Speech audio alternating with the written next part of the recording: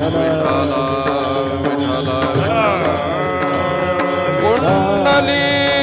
कवरदा हरी ज्ञानदेव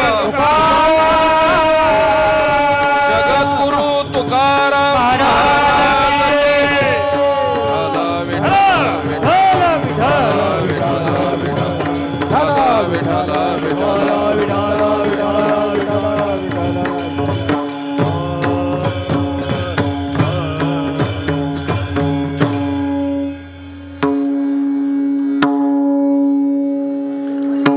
माझे माहेर पंढरी, माझे माहेर पंढरी आहे भिवरेच्या तिरी. बाप आणि आई, बाप आणि आई माझी विठ्ठल रखुमाई.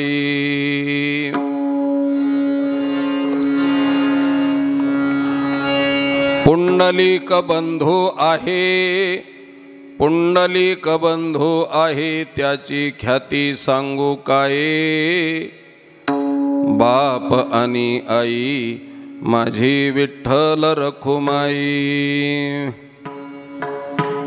एका जनार्दनी शरण, एका जनार्दनी शरण करी माहेरची आठवण. बाप आणि आई माझी विठ्ठल रखुमाई. विठ्ठल विठ्ठल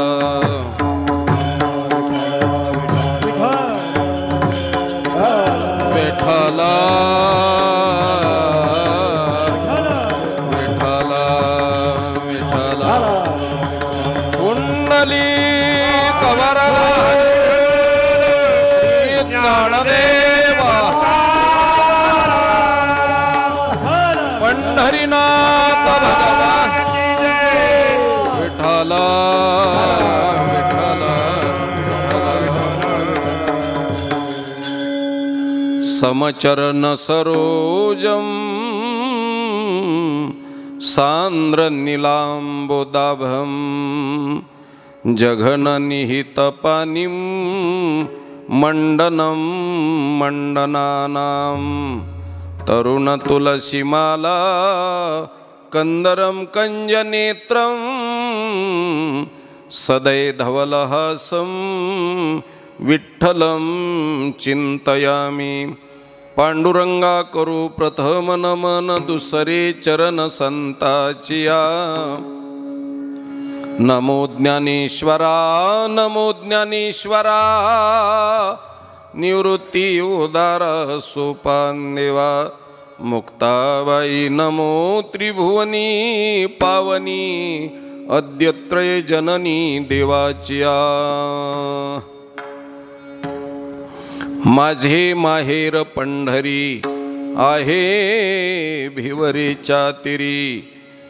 बाप आणि आई माझी विठ्ठल रखुमाई. प्रस्तुत प्राप्त प्रसंगी श्रीमान श्रीयुत स्वर्गीय श्रीमंत अभयसिंह राजे भोसले यांच्या 20व्या पुण्यस्मरणाच्या निमित्तानं आयोजित केला गेलेला हा कीर्तन महोत्सव, अखंड हरिनाम सप्ताह आणि त्या सप्ताहातील माझ्याकडं माननीय आमदार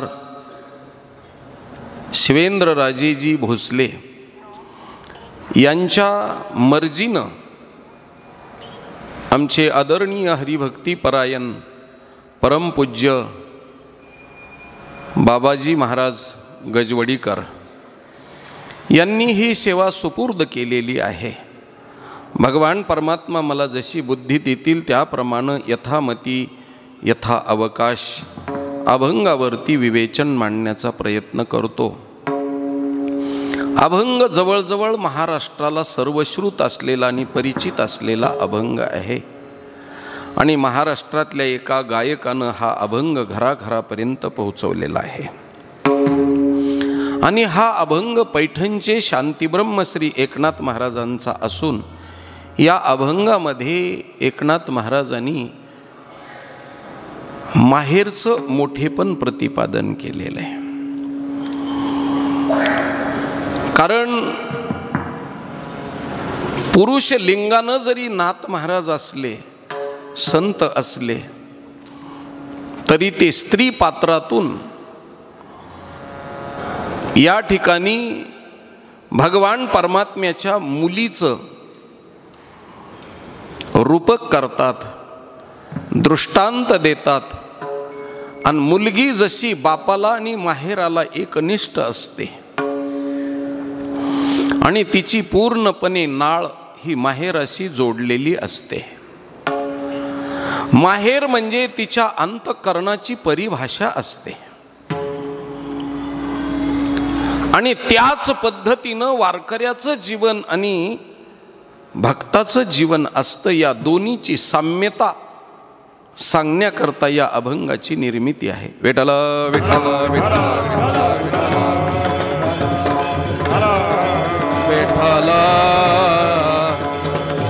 अगोदर विचार मांडण्याच्या अगोदर मी माझ्या माता भगिनींच्या पायावरती प्रणिपात लोटांगण दंडवत घालतो।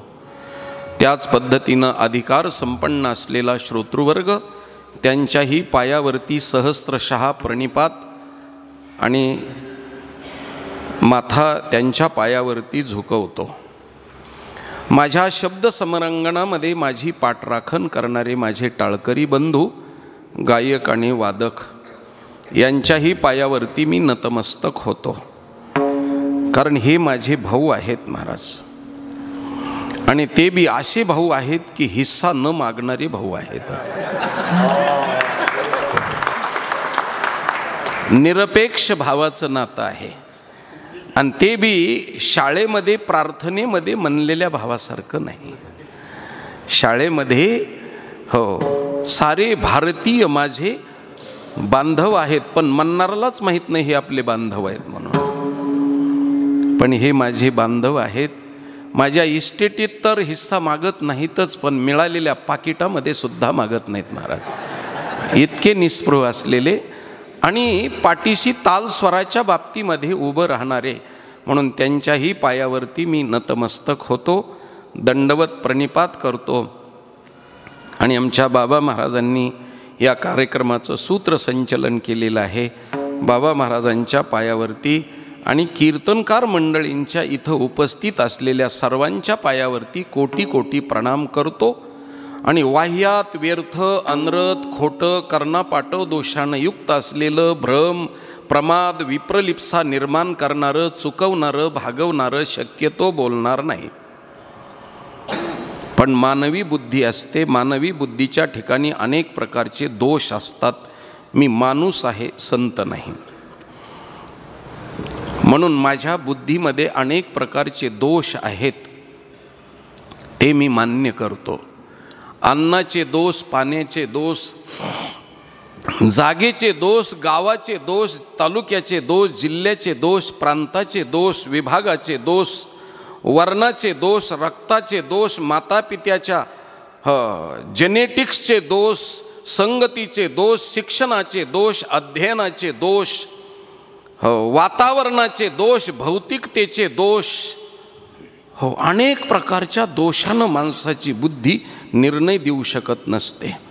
म्हणून तुमच्या बुद्धीपर्यंत माझी बुद्धी पुरणार नाही हे मला मान्य आहे। तरीसुद्धा तुमच्या पुढं मी तुम्हाला शिकवण्याकरता आलेलो नाही, तुमच्या मांडीवरती लोळण्याकरता बालकाच्या रूपानं आलेलो आहे। म्हणून पाण्याच्या ऐवजी मानी जरी म्हणलं तरी तुम्ही गोड करून घ्याल अशी अभ्यर्थना प्रार्थना अर्ज व अर्जदस्त विनंती तुम्हा मायबापांच्या चरणी करतो आणि अभंगाच्या पदापदाचं चिंतन करण्याकरता उपलब्ध होतो। विठ्ठल विठ्ठल विठ्ठल।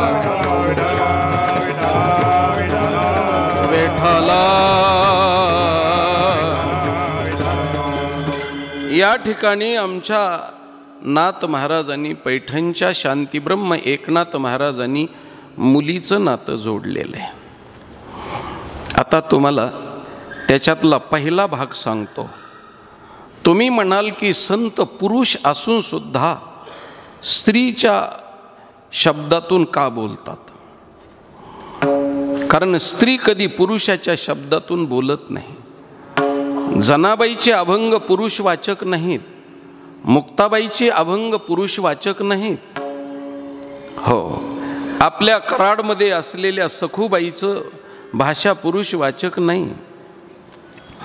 मग पुरुष असलेले संत स्त्रीवाचक का बोलतात? त्याचं एकमेव कारण सांगतो की या ठिकाणी सुशिक्षित वर्ग आहे. पहिली माता भगिनींची माफी मागून बोलतो. कारण का तर मला चावटसारखं बोलायला बोलवलेलं नाही आहे, पण ऑपरेशन करीत असताना भूल दिल्याशिवाय पोट फाडल्याशिवाय रोग बाहेर पडत नाही.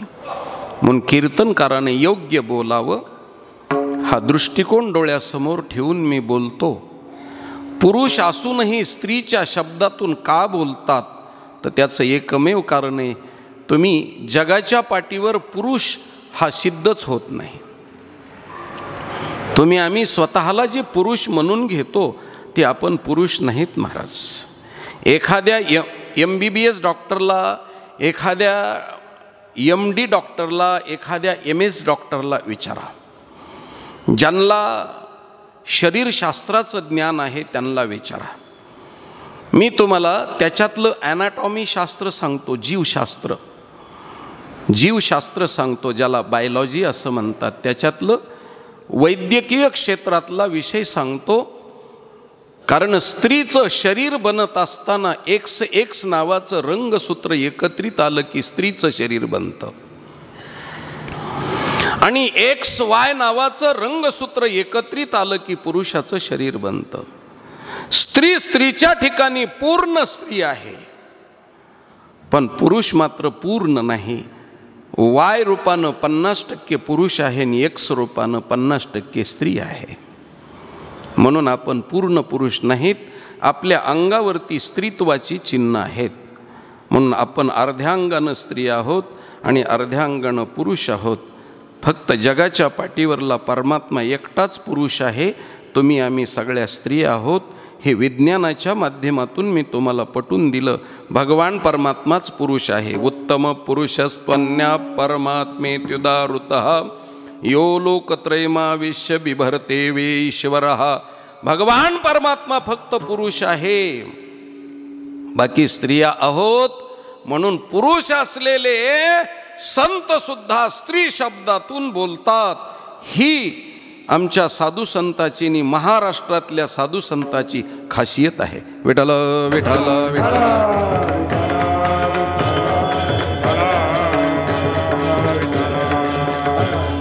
हो, कुठे पत्नीच्या रूपानं भक्ती करताना दिसतात, कुठे बहिणीच्या रूपानं भक्ती करताना दिसतात, कुठे मातृत्वाच्या रूपानं भक्ती करताना दिसतात, कुठे मुलीच्या रूपानं भक्ती करताना दिसतात. म्हणून त्यांनी देवाशी कौटुंबिक नातं जोडलेलं आहे आणि कौटुंबिक नात्यातून भक्ती करावी.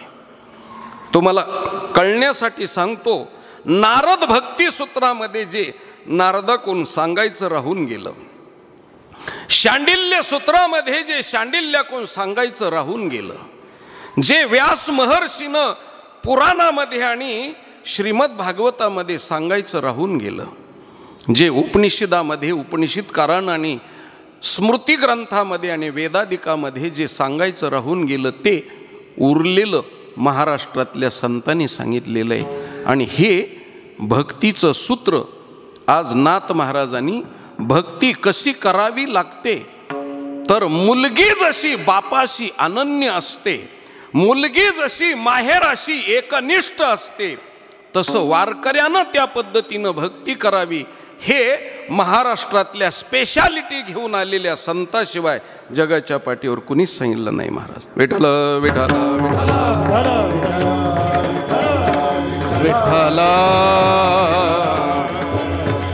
म्हणून जाता जाता एक गोष्ट सांगतो, वारकरी संप्रदाय हा जगातला स्पेशालिटी घेऊन आलेला संप्रदाय आहे. कारण वारकरी संप्रदायाचा देव स्पेशल आहे, वारकरी संप्रदायाचे संत स्पेशल आहेत आणि वारकरी संप्रदायाचे भक्त स्पेशल आहेत, साधक स्पेशल आहेत, कारण सामान्य स्वरूपात नाहीत. काही संप्रदायामध्ये प्रोषिताचा धर्म आहे, काही संप्रदाय हा देवाच्या दूताचा संप्रदाय आहे, काही संप्रदाय हा देवाच्या पुत्राचा संप्रदाय आहे, काही संप्रदाय हा सेवकाचा संप्रदाय आहे, काही संप्रदाय हा निरोप्याचा संप्रदाय आहे. पण वारकरी संप्रदाय प्रत्यक्ष देवानं अवतार धारण करून स्थापन केलेला संप्रदाय आहे.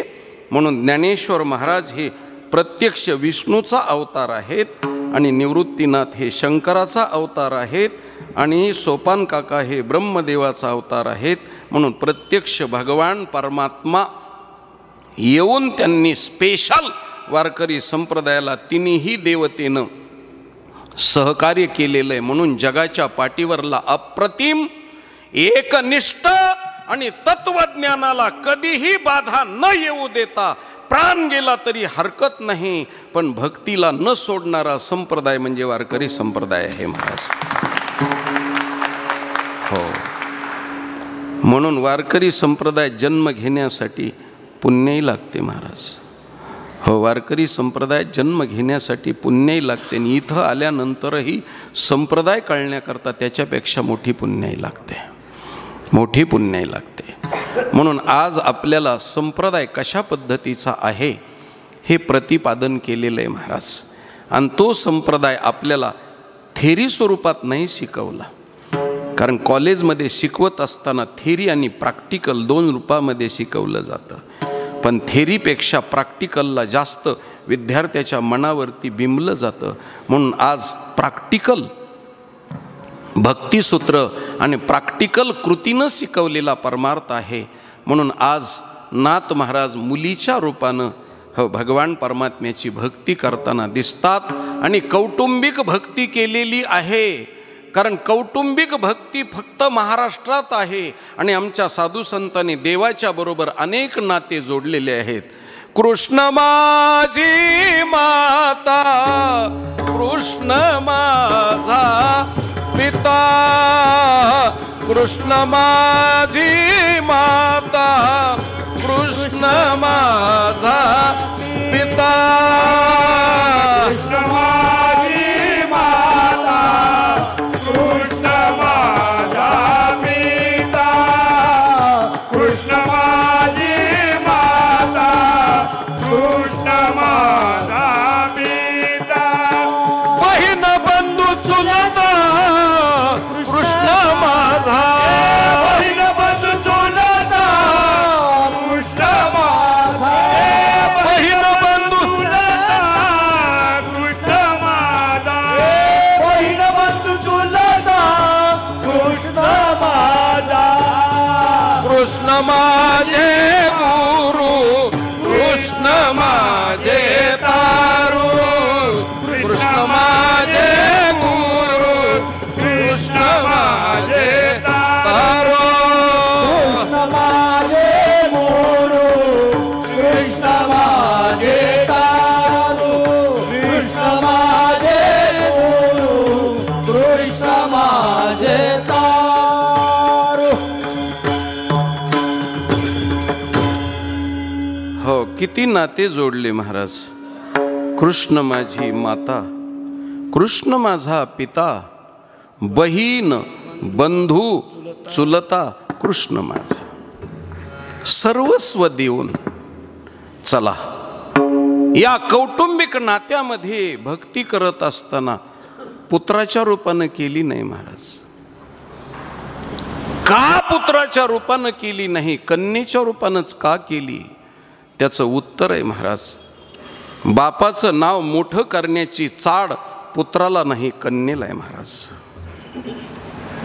मी आपल्याला प्रश्न विचारतो, हो, स्त्री सासर घरी राहते ती नवऱ्यासाठी राहते का, दीर भायासाठी राहते का, सासू सासऱ्यासाठी राहते का, पुत्रासाठी राहते? कशासाठी राहते?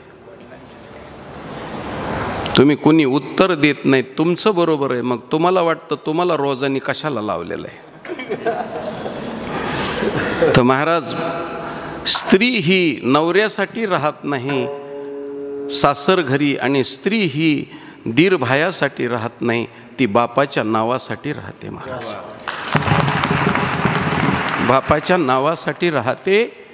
हयातभर बापाला नाक मुठीत धरून चालण्याची वेळ येऊ नये म्हणून नाकाच्या शेंड्यावरती नजर ठेवून चालते. महाराज, समाजाच्या भिरभिरत्या नजरा असल्या तरी त्या नजरेला चुकवते, आणि तलवारीच्या धारेवरून अनवानी चालण्या इतकं जितकं अवघड आहे तितकं सासरग्रही नान्न करावं लागतं, आणि शेवट चितेवरती देह ठेवेपर्यंत बापाचं नाव करावं लागतं. महाराज, तिला आणि ज्यावेळेस चितेवरती देह ठेवला जाईल त्यावेळेस सासरच्या आणि माहेरच्या लोकांना डोळ्याला पदर लावून रडावं की बाई फार छान वागल्या.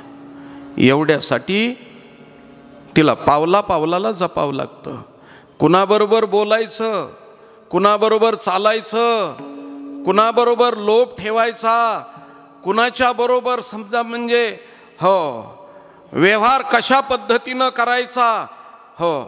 अगदी घरातल्या सुद्धा जवळच्या लोकांच्या सुद्धा नजरा तिच्यावरती वाईट असतात. फक्त पतिराजाशी सर्वस्व देऊन बापाचं नाव तिला मोठं करायचं असतं, आणि त्याच्यासाठी ती माहेर घरून सासर घरी गेलेली असते.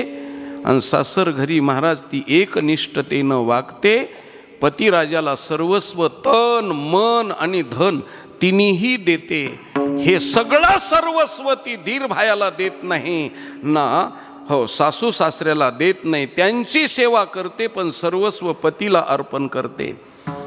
तसं आम्ही त्या लेकीसारखं सर्वस्व भगवान परमात्म्याला अर्पण करावं.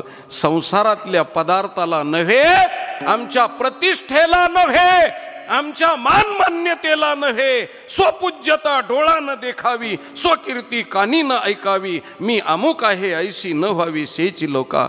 मान पायदळी तुडवायचा, कीर्ती पायदळी तुडवायची, आणि भगवान परमात्म्यावरती प्रेम करायचं. महाराज, एकनिष्ठतेनं वागायचं. एक गावे आम्ही विठोबाचे नाम, अनिकापै काम नाही आता. ही एकनिष्ठता पांडुरंग परमात्म्याच्या माध्यमातून प्रगट करण्याकरता लेकीचा दृष्टांत दिला. महाराज, विठ्ठल विठ्ठल विठ्ठल विठ्ठल. आणि स्त्रीचं मोठेपण माहेरावर अवलंबून असतं. महाराज, सोयीरपण करीत असताना जर मुलगी करायची असेल तर लोक एवढा बारकाव्यानं विचार करतात की तिची आई कुठली आहे, तिचे वडील काय करतात, तिचे मामा काय करतात, तिच्या बहिणी काय करतात, तिचे भाषे काय करतात. ह्या सगळ्या गोष्टीचा विचार केला जातो. आणि मग कुलवान घराण्यातली, सिलवान घराण्यातली शहाणी माणसं सोयीरपण करतात. महाराज, का? सौंदर्याला किंमत कमी पण कुलवान असलेल्या घराण्याला किंमत जास्त. कारण का? आपल्या कुळाचा नायनाट होऊ नये आणि आपल्या कुळाचा धिंगाणा होऊ नये आणि आपलं कुळ साबीद राहावं याच्यासाठी हे करावं लागतं. म्हणून मी सांगतो जाता जाता, फाटकं नेसावं महाराज, पण डागेल नसावं. माझी भाषा कळत असेल तर फाटकं नेसावं पण डागेल नसावं. कारण डाग हा कलंक काजल शे काली. तसं मोठ्या घरचं सोयीरपण जरी असलं ते जर डागेल असेल तर करू नये, पण गरिबाच्या घरचं जर शुद्ध असेल तर ते अवश्य करावं. कारण कुळाचार आणि कुळधर्म आणि कुळाचा पूर्णपणे आचार त्या ठिकाणी केला जातो. म्हणून ज्या घरी कुलस्त्रिया राज्य राणी व संपत्ती. आमच्या साधू संतांनी शब्द वापरला कुलस्त्रिया. कुलवान स्त्री घरामध्ये असावी, त्यामुळं कुलाचार राहतो आणि परंपरेमध्ये कुलामध्ये उपमर्द करणारे लेकरं जन्माला येत नाहीत. ही कुळाला जपणारी माणसं आहेत. तशी आम्ही कुळाला जपणारी वारकरी हे कुळ आहे. वारकरी हा परिवार आहे महाराज. म्हणून साताऱ्याचे वारकरी आणि आमच्या मराठवाड्यातले वारकरी वेगळे नाहीत महाराज. हे सगळे एक आहेत आणि एका आईबापाचे लेकरं आहेत. म्हणून कुळाचार एक आहे, कुळधर्म एक आहे, कुलदेवता एक आहे आणि त्यामुळं सोयीर पण जमतं महाराज. म्हणून हा परिवार आहे. बाकीचे संप्रदाय असतील पण आमचे वारकरी हे संप्रदाय तर आहेच पण परिवार आहे.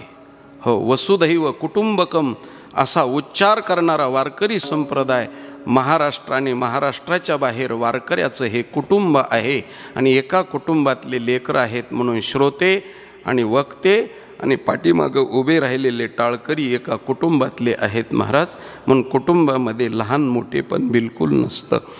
कोणी लहान असेल कोणी मोठा असेल पण तुम्हाला एक गोष्ट सांगतो, लहान्यावर जास्त प्रेम असतं आणि घरातला शेलका वाटा उरपाटा लहान्यावर असतो. म्हणून आमच्या परिवारामध्ये महाराज मोठं होत नाहीत. हो, मोठं होत नाहीत. आमच्या परिवारामध्ये वारकऱ्यामध्ये लहान होण्यामध्ये आमचं मोठेपण आहे. म्हणून आमच्या तुकोबाराईंनी मागणी केली महाराज, लहानपण देगा देवा, लहानपण देगा देवा, लहानपण देगा देवा, लहानपण देगा देवा, लहानपण देगा देवा, लहानपण देगा देवा, लहानपण देगा देवा, लहानपण देगा देवा, मुंगी साखर तारवा,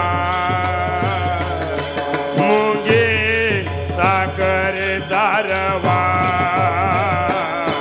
लहानपण देगा देवा, लहानपण देगा देवा, मुंगी साखर तारवा, मुंगी साखर तारवा, ऐरावत रत्नद्वार, ऐरावत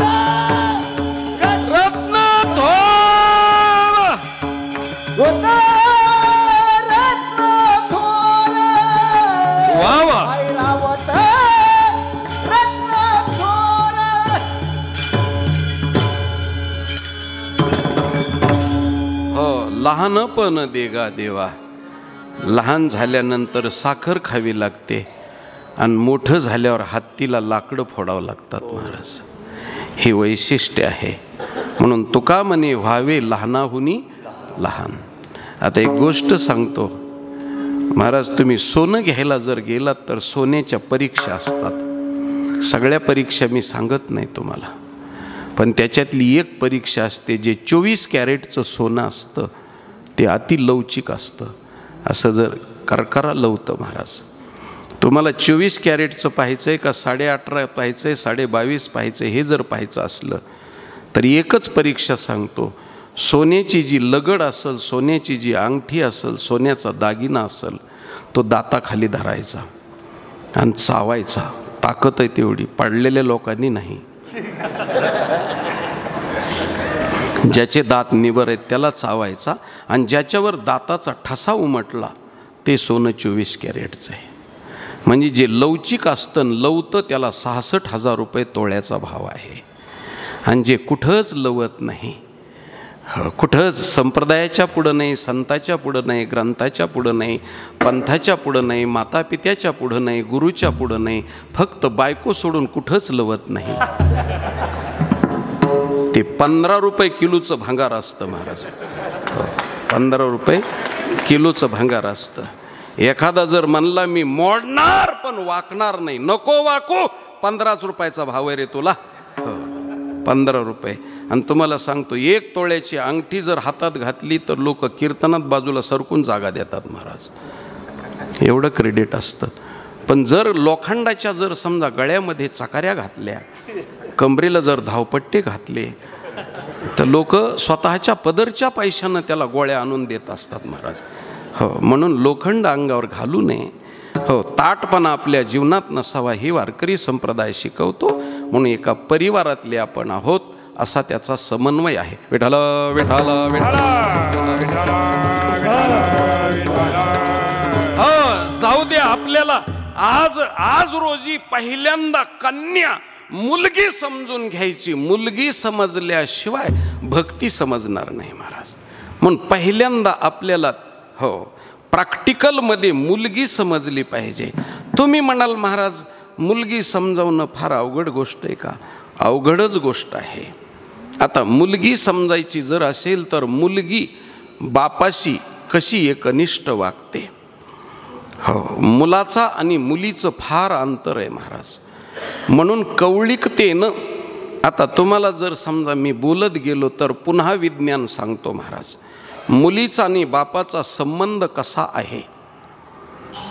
मुलगी म्हणजे बापाच्या कशा पद्धतीनं जन्माला येते हे जर पाहायचं असेल तर पुन्हा एकदा माझ्या माता भगिनींची माफी मागून बोलतो आणि थोडा निकृष्ट दृष्टांत सांगतो. हो, विज्ञान सांगतं, जीवशास्त्र सांगतं की दोन भिन्न लिंग शरीर एकत्रित आले की मुलगा किंवा मुलगी होते असं ते सांगतं. पण तुम्हाला एक चिंतन सांगतो, जिथं विज्ञान समाप्त होतं तिथून अध्यात्म सुरुवात होतं महाराज. म्हणून आमचं अध्यात्म दोन शरीर एकत्रित आल्यानंतर धारणा होत नाही. हो, मग ज्यावेळेस ते दोन शरीर एकत्रित येतात आणि प्रणय क्रीडेच्या टाइमला स्वतःला विसरून जातात. हो, जोडीदाराला तर विसरतात पण स्वतःला विसरून आत्मस्वरूपामध्ये केंद्रित होतात. त्यावेळेस झालेली गर्भधारणा म्हणजे कन्या आणि पुत्र होते. म्हणून तुम्हाला सांगतो आत्मस्वरूपाच्या ठिकाणी स्थिर झाल्यानंतर धारणा होते.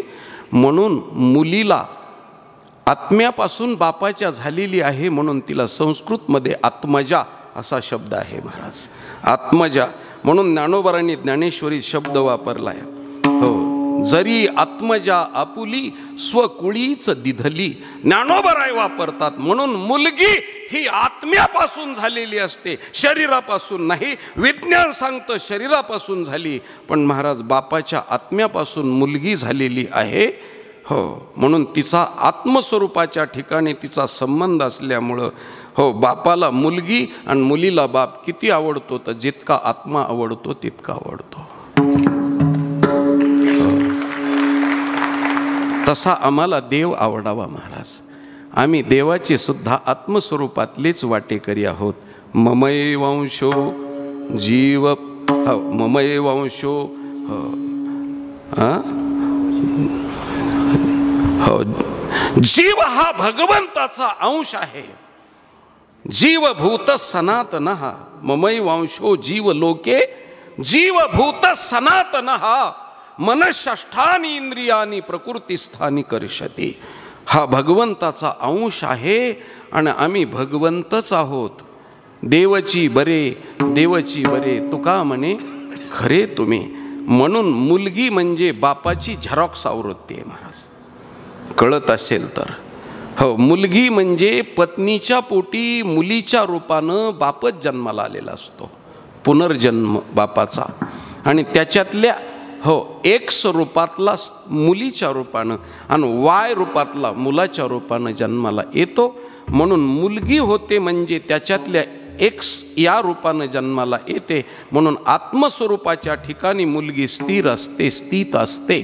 म्हणून तितकी मुलगी बापाला आवडते आणि मुलीला बाप आवडतो. म्हणून मुलगा कधीच बापाचं नाव गेलं तरी खंत करीत नाही, पण मुलगी जर बापाचं नाव गेलं तर खंत करते. म्हणून मुलगी बापाशी एकनिष्ठ आहे. म्हणून आमच्या नाथ महाराजांनी कन्येच्या स्वरूपात भक्ती प्रतिपादन केली. विठ्ठल विठ्ठल विठ्ठल विठ्ठल विठ्ठल.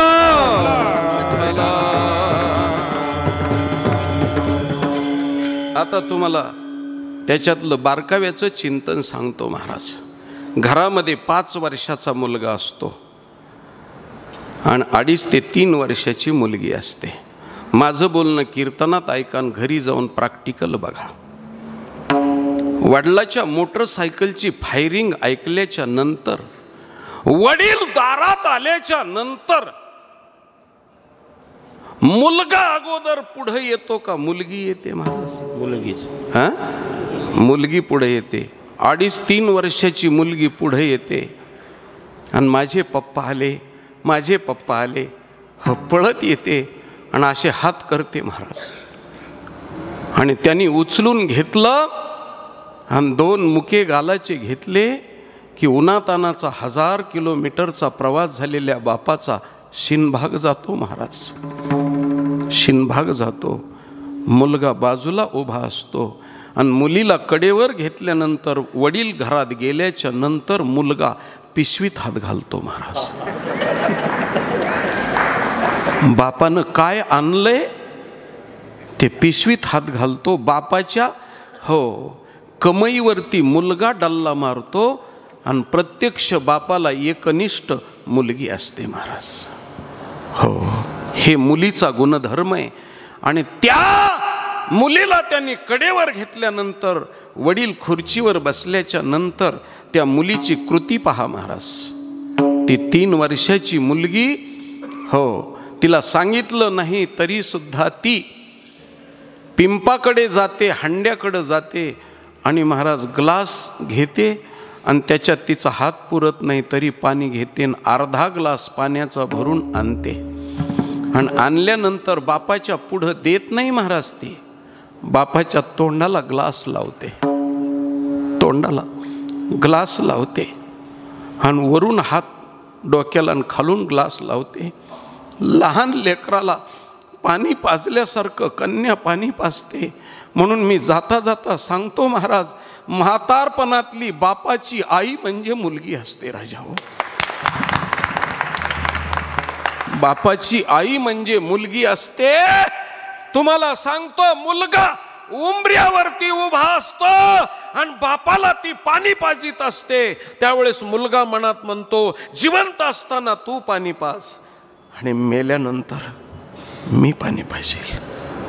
मेल्यानंतर मुलाचा हक्क आहे. आणि जिवंतपणामध्ये बापाच्या तोंडामध्ये पाणी पाजण्याचं काम खरं सांगू का तुम्हाला, तिनं पिंडदान आणि तर्पण बापाचं त्याच टाईमला केलं महाराज. पाण्याचा शिंतोडा बापासाठी दिला.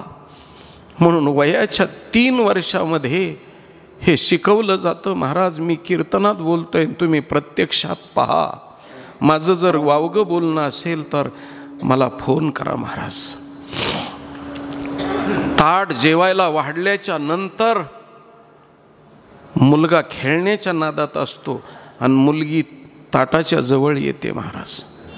आणि आल्यानंतर ताटातला घास मोडते आणि स्वतःच्या तोंडात घालीत नाही महाराज. ती ताटातला घास मोडून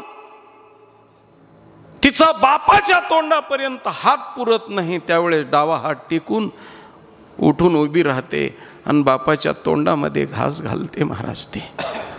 आणि ज्यावेळेस बापाच्या तोंडात घास घातला त्या टाईमला खरकट्या तोंडानं बाप मुका घेतो आणि सांगतो, माझ्या बाईनं ताईनं माझ्या खूप सुंदर तऱ्हेचा मला घास घातला. खरं पिंडदान तिथंच झालं महाराज. म्हणून घास घालते. आणि ज्यावेळेस मुलगी बापाच्या तोंडात घास घालते राजा हो, त्या टाईमला आमच्या ज्ञानेश्वर महाराजाला दम निघत नाही. आणि तिचं दृश्य जशाला तसं ज्ञानेश्वरीमध्ये लिखाण करताना, बालक बापाची ताटी रिगे कुशलिनी वेगे मुखची ओढवी, किती वात्सल्य ज्ञानोबरायनं ज्ञानेश्वरीत लिहिलं महाराज. आणि बापाच्या तोंडात घास घालते आणि खुश होते महाराज. कुणी शिकवलं महाराज तिला? कोणत्या कॉलेजमध्ये ट्रेनिंग घेतली? कोणत्या विद्यालयामध्ये जाऊन तिने हे बापावरचं प्रेम शिकली? कुठं? निसर्गतः आहे महाराज, निसर्गता आहे बापाच्या आत्म्यापासून झालेली. आणि दुसरी गोष्ट सांगते, ही बापाच्या हृदयाला आनंद का देते मुलगी, तर त्याचं एकमेव कारण तुम्हाला जरा वेगळ्या पद्धतीनं लिखाण कुठं झालं नाही, पण मी ते लिखाणाच्या बद्दल एक गोष्ट सांगतो महाराज. मुलगी निर्माण करताना जशी आत्म्यापासून केली, तसं बापाच्या हृदयाचा तुकडा काढून महाराज निसर्गानं कन्या निर्माण केली. म्हणून हृदयाचा पीस, हृदयाचा अवयव आणि हृदयाचा तुकडा जेवढा नरम आहे, तितकी मुलगी कन्या कवळी आहे महाराज. म्हणून हृदयाची भाषा तिला कळते, बापाच्या हृदयाची भाषा तिला कळते आणि तिच्या हृदयाची भाषा त्याला कळते महाराज. आणि मुलगा निर्माण करीत असताना ईश्वरानं, निसर्गानं डोक्याच्या कवटीचा तुकडा काढला आणि मुलगा निर्माण केला. म्हणून डोक्याची कवटी जेवढी निबर आहे, तितका मुलगा निबर आहे महाराज. म्हणून तर जळत असताना बापाच्या डोक्याच्या कवटीचा स्फोट होत नाही, तोपर्यंत तो तिथून उठत नाही. कारण त्याला माहिती आहे की माझा बाप मला पूर्ण जाळायचा आहे.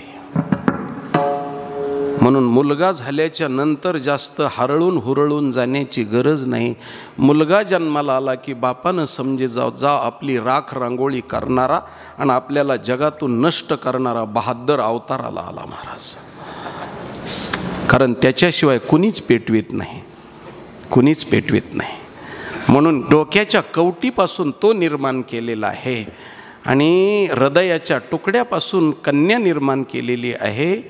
म्हणून बापाला शेवटच्या क्षणापर्यंत महाराज मी जाता जाता सांगतो, मुलगा पेटवतो आणि मेलेल्या बापाला तकलीफ न देता महाराज वारा घालण्याचं काम कन्या करीत असते. म्हणून इतकी बापाला अनन्य असलेली कन्या आहे आणि त्या कन्येच्या रूपातून भक्ती करावी, कन्येसारखी भक्ती करावी म्हणून नाथ महाराजानं महाराष्ट्राला हा धडा शिकवला अभंगाच्या पहिल्या चरणात. माझे माहेर पंढरी, माझे माहेर पंढरी, माझे माहेर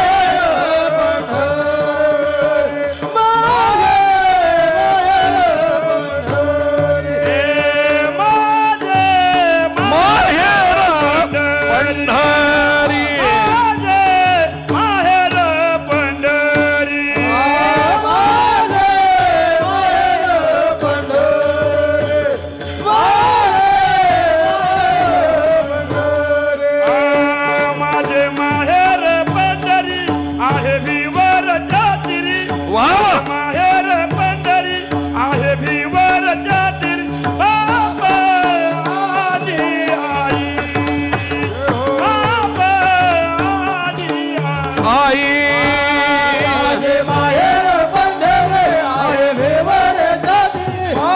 माहेर पंढरी,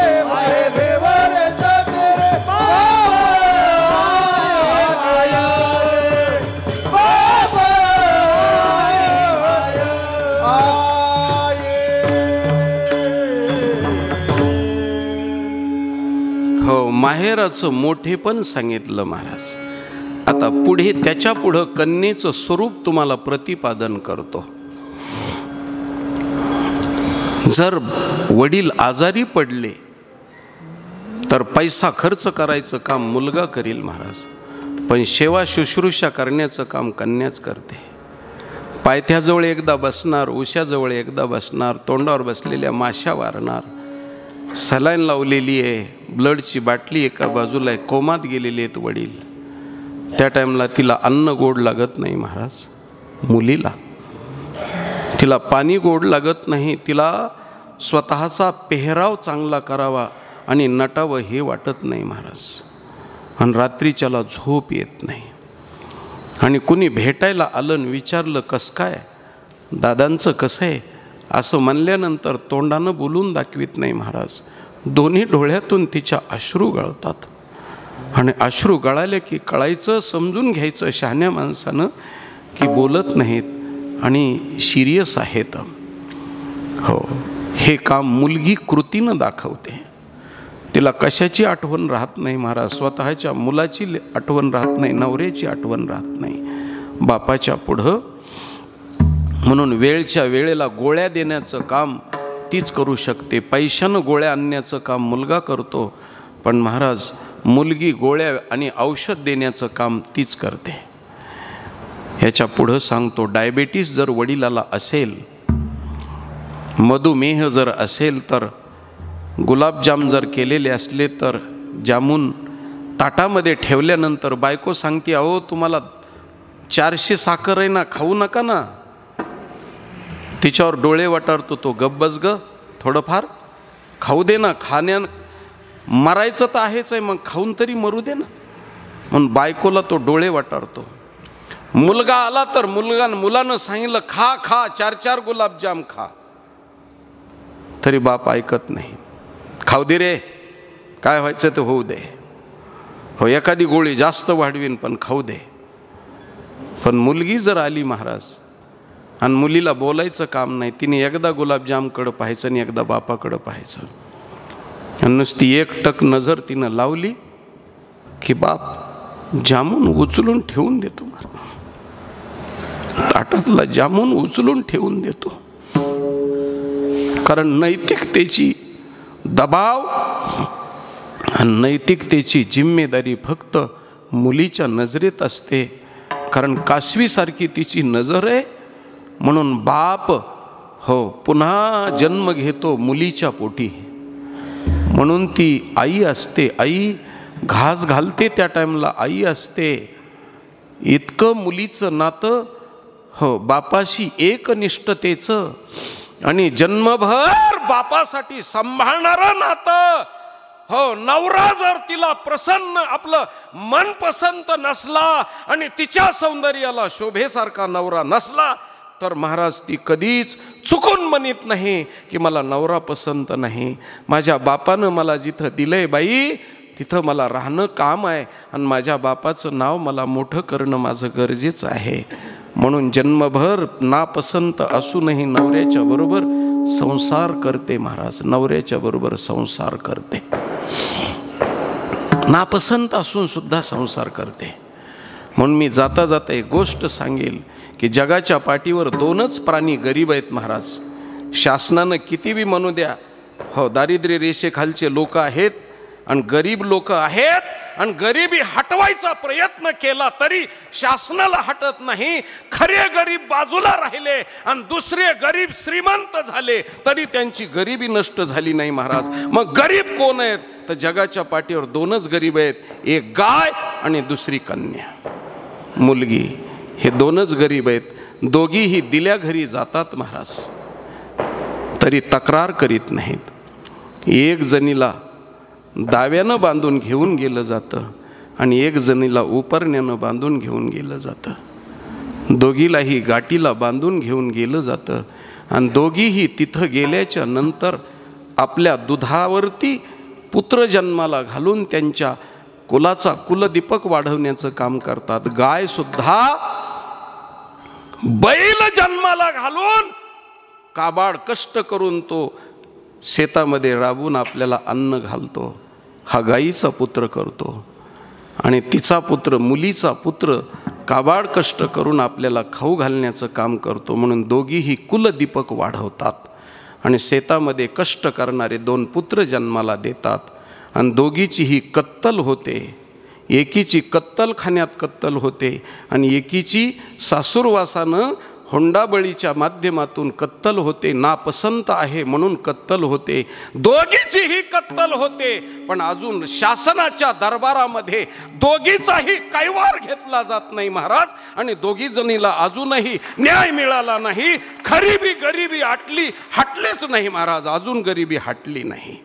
हो म्हणून 2च प्राणी गरीब आहेत आणि ते अजूनही गरीबच आहेत आणि गरीबच राहणार आहेत. म्हणून गरिबीच्या माध्यमातून मुलगी जशी स्वभावानं गरीब असते तसा वारकरी निरापराध असतो आणि गरीब असतो महाराज. वारकरी कधी कुणावरती चाल करीत नाही आणि कुणाच्या तोंडात मारत नाही. उरपाटा वारकरी लोकांनी मारलेलं तोंडामध्ये झेलण्याचं काम करतो. म्हणून ज्ञानेश्वर महाराजांनी महाराज हो तोंडामध्ये कडा मारल्या तरी ज्ञानेश्वरीत किंवा गाथ्यामध्ये उल्लेख केला नाही की महादेव शास्त्र्यानं माझ्या तोंडात मारली, माझ्या आईवर शिवी घातली, हे लिहिलं नाही महाराज. तुकाराम महाराजाला काट्याच्या काठीनं मारलं महाराज, तरी तुकोबराईनं व्यथा व्यक्त केली नाही आणि सांगितलं नाही मला काट्याच्या काठीनं मारलं म्हणून. ही गरिबी आहे महाराज.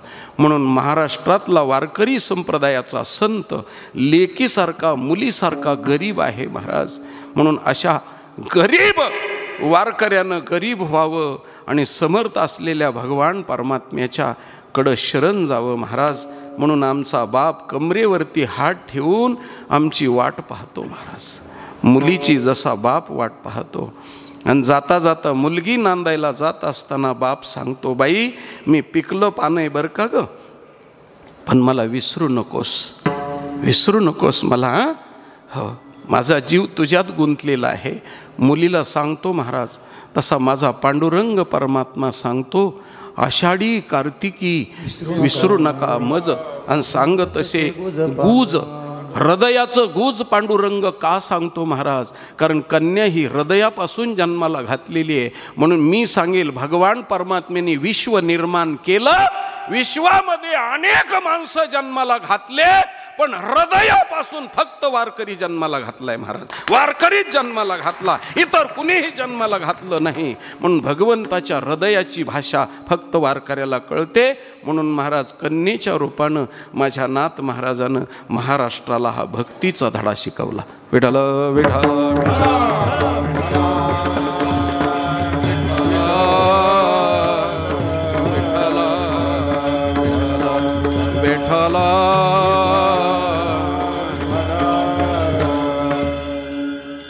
ही न संपणारी गोष्ट आहे महाराज, न संपणारी.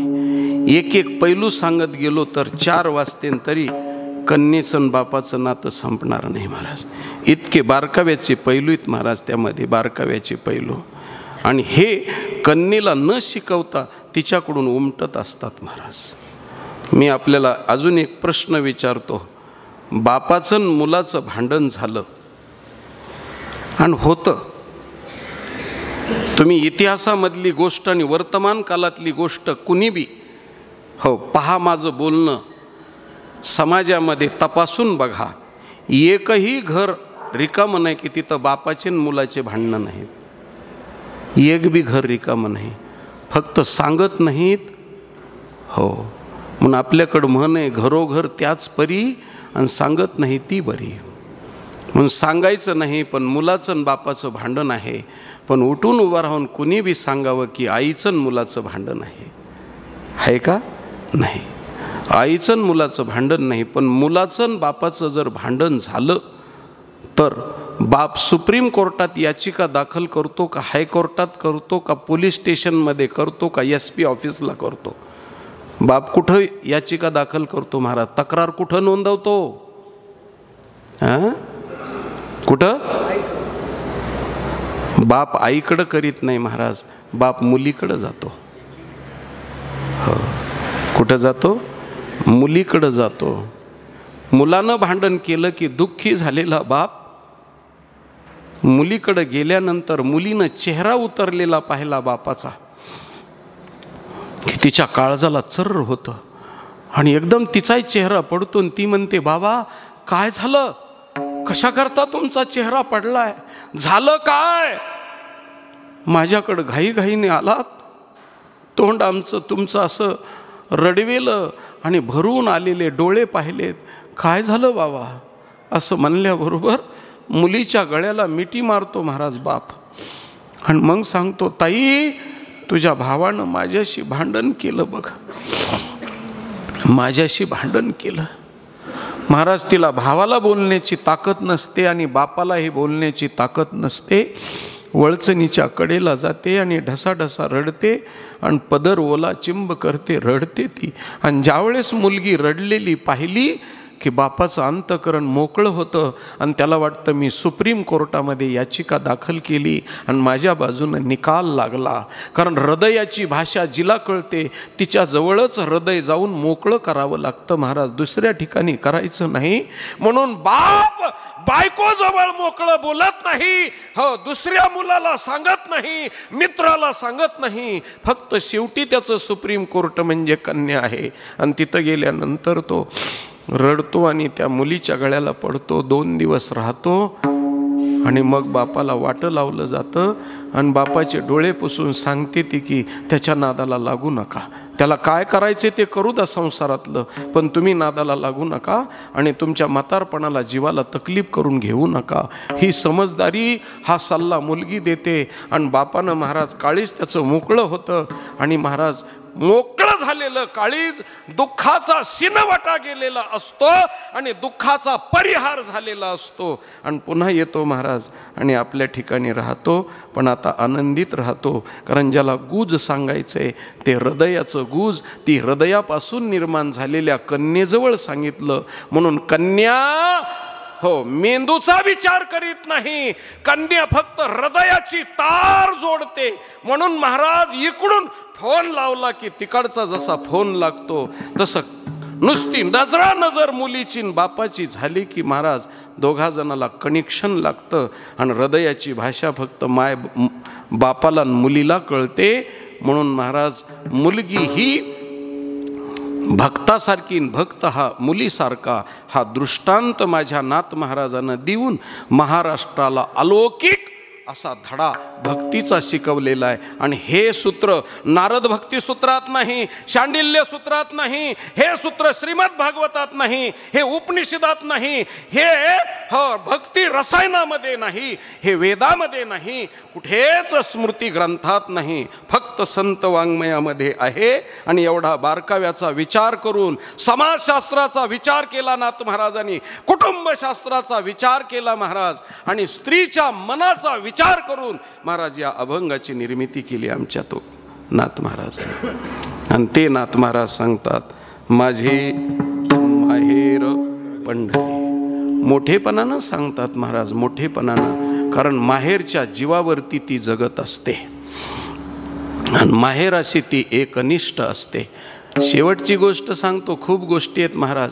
तिचं प्रेत जरी पडलं तरी सुद्धा लोक प्रेत उचलीत नाहीत. का? अजून माहेरचे लोक आले नाहीत. हो येऊ द्या, माहेरचे लोक आले नाहीत. म्हणून माहेरचे लोक आल्याशिवाय स्नानाला सुद्धा उचलीत नाहीत आणि पेटवीत सुद्धा नाहीत. म्हणजे ती ज्यावेळेस महाराज त्या सुप्त अवस्थेत का होईना ती बोलत नाही, पण माहेरचे लोक आल्यानंतर हो ते प्रेतसुद्धा हो ज्याला फेस रीडिंग कळते, ज्याला चेहरा वाचन कळतं, त्यांना कळतं महाराज त्या स्त्रीचं मुखकमल माहेरची माणसं आल्यानंतर तिचं फुललेलं असतं. प्रेताच्या अवस्थेत सुद्धा ही न समजणारी, बोलण्यानं ही भाषा न कळणारी आणि अंतःकरणाच्या पुढची आणि बुद्धीच्या पलीकडची भाषा आहे. जी माणसं बुद्धिमान आहेत ती ही भाषा समजून घेणार नाहीत, पण ही भाषा आहे आणि ती भाषा बापाच्या मध्ये आणि माहेरच्या लोकांमध्ये असते. म्हणून त्याच्याकरता ती माहेराशी इतकी एकनिष्ठ असलेली, तसं आम्ही पंढरपूरचे वारकरी आम्ही एकनिष्ठ असलेले आणि बापाचं नाव जाऊ नये म्हणून जन्मभर आम्ही जगणारे आणि आम्ही त्या पद्धतीनं वाटचाल करणारे, कशाची तडजोड न करणारे. आमच्या गळ्यात तुळशीची माळ असेल आणि कपाळाला गंध असेल, त्यावेळेस लोकांनी म्हणू नये की तुम्ही वारकरी आहात आणि तुमच्या गळ्यात तुळशीची माळ आहे, तुम्हाला हे वागणं शोभतं का, असं ज्यावेळेस बोललं जातं त्यावेळेस महाराज बापाचं नाव गेलं महाराज. म्हणून वारकऱ्यानं बापाचं नाव घालू नये, भावाचं नाव घालू नये. म्हणून आम्ही त्याला जोडलेले आहोत. आमचं कनेक्शन जसं इंटरनेटचं कनेक्शन, मोबाईलचं कनेक्शन जसं इंटरनेटचं कनेक्शन जसं उपग्रहाला जोडलेलं असतं, तसं आमचं कनेक्शन पंढरपूरला जोडलेलं असतं महाराज. म्हणून आम्ही तिथालच्या इंटरनेटचे पूर्णपणे कनेक्शन असलेले, हृदयाचं कनेक्शन असलेले आम्ही आहोत. म्हणून महाराज त्याच्याशी एकनिष्ठ वागावं, कशाचीच अपेक्षा न करता अनपेक्ष सुचिरदक्ष उदासीनो गतव्यतः सर्वारंभ परित्यागी यो मद्भक्त समे प्रिय. त्या भगवंतानी म्हणावं हा माझा भक्त मला प्रिय आहे, एवढ्यासाठीच तो हापापलेला असतो. विठाल विठाल विठाल.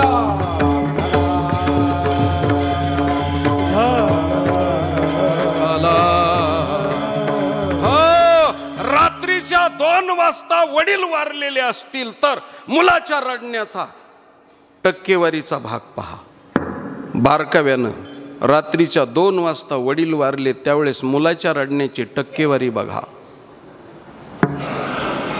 आणि सकाळी 8 वाजता मुलगी तिच्या सासर घरून आल्यानंतर दारामध्ये तिरडीचं सामान आणि उभे राहिलेले माणसं पाहिल्यानंतर तिनं जे फोडलेला हंबरडा आहे महाराज, तो हंबरडा इतका हृदयाला भिडतो की पाषाण हृदयी माणसं, त्याच्याशी वैरत्व करणारे माणसं सुद्धा महाराज डोळ्याला पाजर फोडतो त्यांच्या. म्हणून सगळ्याच्या हृदयाला पाजर फोडण्याची ताकद फक्त कन्येच्या आरोळीत आहे महाराज. हो, कन्येच्या आरोळीत आहे, हृदयाला पाजर फोडते. हो, फोडी पाषाणाला पाहणार. अशा पद्धतीनं वारकऱ्याचं जीवन आहे, मुलीचं जीवन आहे. म्हणून पुन्हा एकदा डबल स्थितीमध्ये सांगतो, बापाशी आणि माहेराशी एकनिष्ठ असलेल्या मुलीसाठी हो माझे माहेर पंढरी हो आहे भिवरेच्या तिरी. विठ्ठल विठ्ठल विठ्ठल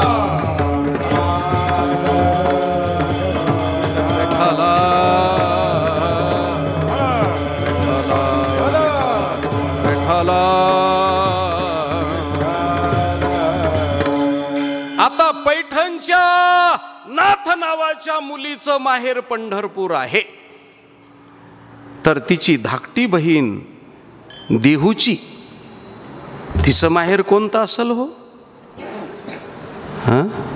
आपुल्या माहेरा. ते वैकुंठाला जाण्याचं आहे, ते वैकुंठाला जातानाच आहे ते. आठवा, पंढरीय माझे माहेर साजनी, पंढरीय माझे माहेर साजनी, पंढरीय माझे माहेर साजनी, पंढरीय माझे माहेर साजनी.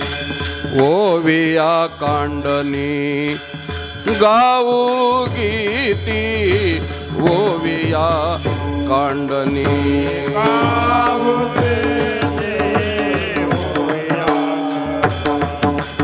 गाऊ गीती, ओविया. पंढरीया माझे माहेर साजनी,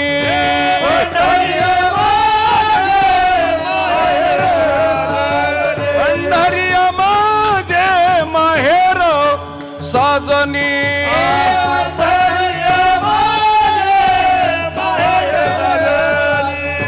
ओविया कांडनी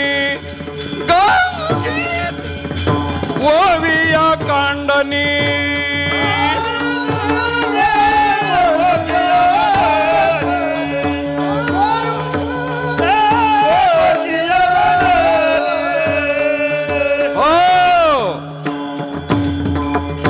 राही रकुमाबाई सत्यभामा माता, पांडुरंग पिता माहेरी, उद्धव अक्रूर व्यास अंबऋषी, भाई नारदासी गौरवीन. हो, गरुड बंधू लढिवाळ पुंडलिक, त्याचे कौतुक वाटे वज, मज बहु गोत संत आणि महंत, नित्य आठवीत ओवियेसी.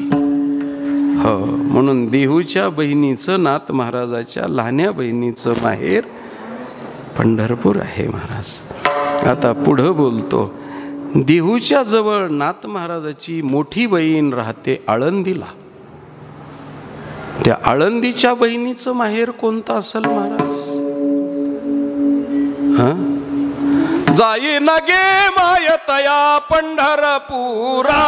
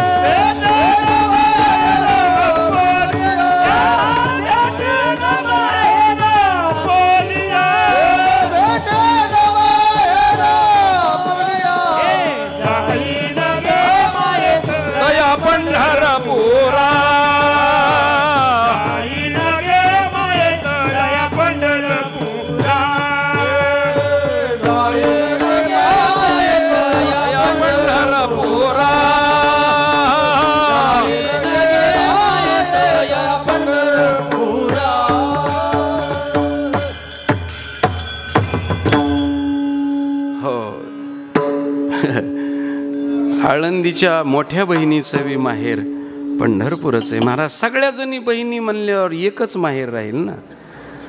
हो, एकच माहेर राहील, कारण सगळ्या जणीचा बाप एक आहे म्हणल्यानंतर. हो, बाप माझा दीनानाथ आणि वाट भक्ताची पाहत. म्हणून महाराज सगळ्या जणीचं माहेर एक आहे. सगळ्या संतांचा एकच माहेर आहे. आता नरसीची बहीण, नरसीची बहीण माहिती आहे का? नामदेवराय. तिचं माहेर कोणतं महाराज? माहेर संताचे नामया स्वामी केशवाचे, बरवे बरवे पंढरपूर विठोबारायाचे नगर. हो, त्या बहिणीचं बी माहेर पंढरपूर. ह्याच्या पुढं जाऊन बोलतो महाराज, मेहूंच्या मुक्ताबाईचं माहेर कोणतं महाराज? सांगता येईल? बाई बाई जाते ग माहेराला, बाई बाई जाते ग माहेराला, बाई बाई जाते माहेराला, बाई बाई जाते माहेराला. माझिया मूळ घराला,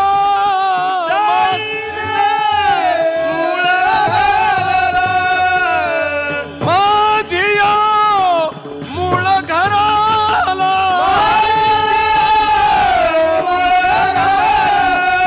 बाई बाई जाते ग माहेराला, बाई बाई जाते ग माहेराला, बाई बाई जाते ग माहेराला, बाई बाई जाते ग माहेराला, बाई बाई जाते ग माहेराला, बाई बाई जाते ग माहेराला, बाई बाई जाते ग माहेराला, बाई बाई जाते ग माहेराला.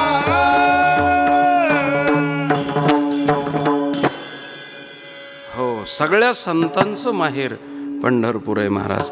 सगळे शेकड्यांनी प्रमाण जर आपण घेतले तर आपल्याला पाहायला मिळेल महाराज. एक प्रमाण सगळ्या संतांचं. चोखोबरायचं घ्या, नरहरी महाराजाचं घ्या, सेना महाराजाचं घ्या. हो, सगळ्या जणांना आपलं माहेर पंढरपूर सांगितलं महाराज. हो, म्हणून चिंतन सांगतो की माहेराला ती एकनिष्ठ असते, माहेरासाठी जीवन जगते आणि माहेरासाठीच पूर्णपणे मरते सुद्धा माहेरासाठी.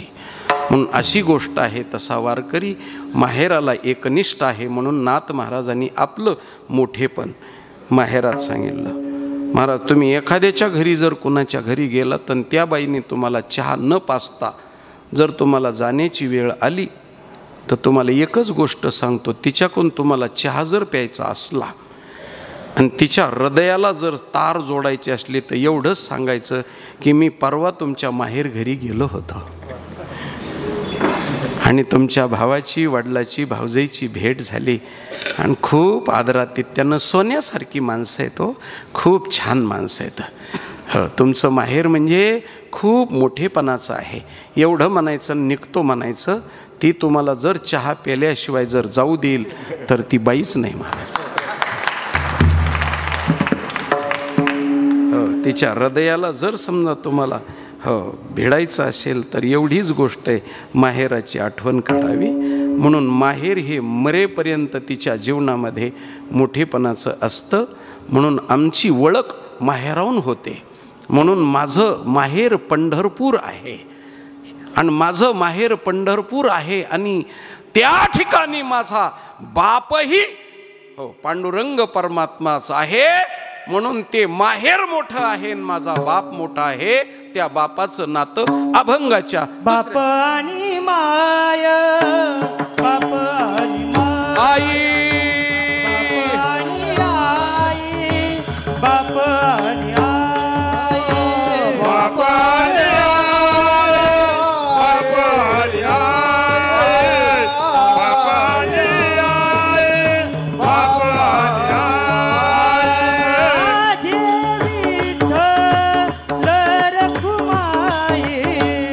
माझे विठ्ठल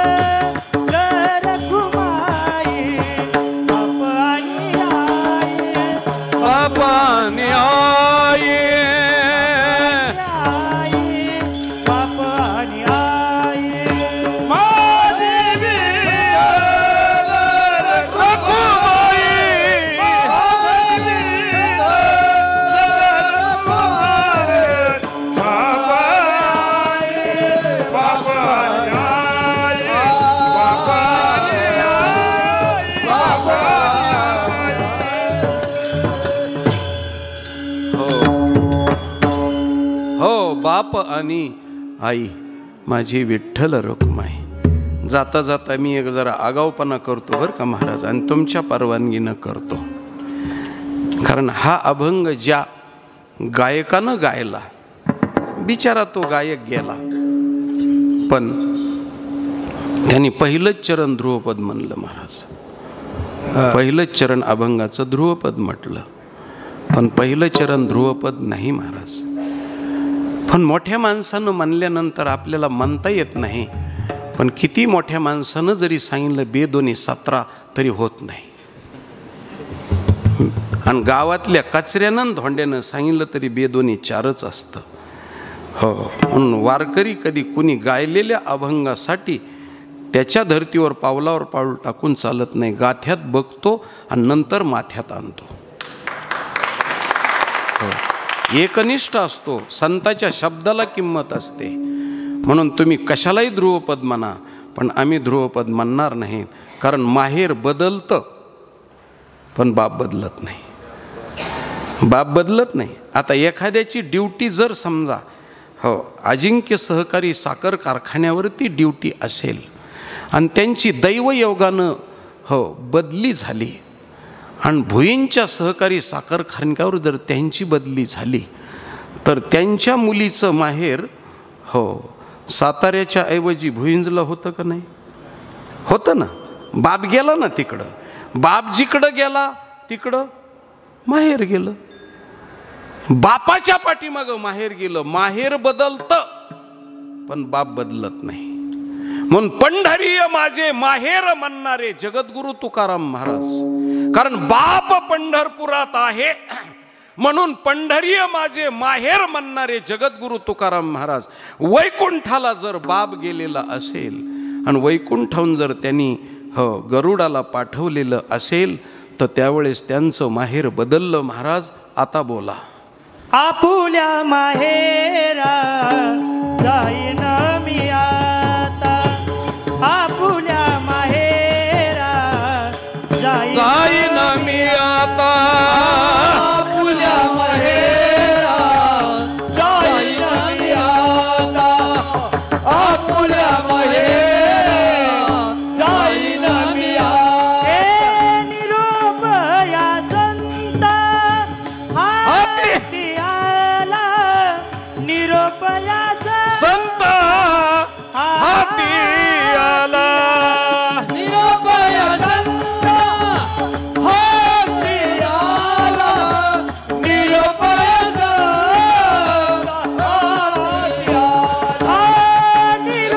या संता हाती आला, निरोप या संता हाती आला, निरोप या संत हाती आला, निरोप या संता हाती आला, निरोप या संत हाती आला.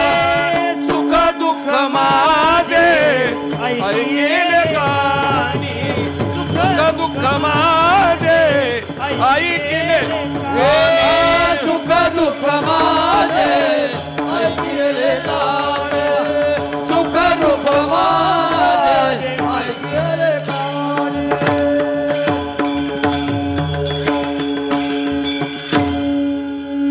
हो माहेर बदललं महाराज. बाप जिकडं आहे तिकडं माहेर आहे. तो वैकुंठाला गेला आणि वैकुंठाहून त्यांनी गरुडाला पाठवलं. तुकाराम महाराज म्हणले आपुल्या माहेरा जाईन मी आता, हो सकळही माझी बोळवण करा आणि परतोनी घरा जावे तुम्ही. आता शेवटची माझी बोळवण करा ग माझ्या सख्यानो, आणि मी आता माहेराला हो त्या निजाच्या माहेराला मी चालले आता. हो म्हणून ते हे जे आहे, आता तुम्हाला सासरण माहेरमधलं अंतर सांगतो महाराज. छान आहे. हो सगळ्याच्या अगोदर उठावं लागतं आणि सगळे झोपल्यावर झोपावं लागतं, त्याला सासर म्हणतात महाराज. कळतंय ना भाषा माझी? सगळ्याच्या अगोदर उठावं लागतं आणि सगळे झोपल्यावर झोपावं लागतं, त्याला म्हणतात सासर. आणि सगळ्याच्या अगोदर झोपावं लागतं आणि सगळे उठल्यानंतर उठावं लागतं, त्याला माहेर म्हणतात महाराज. असं शास्त्र आहे त्याचं.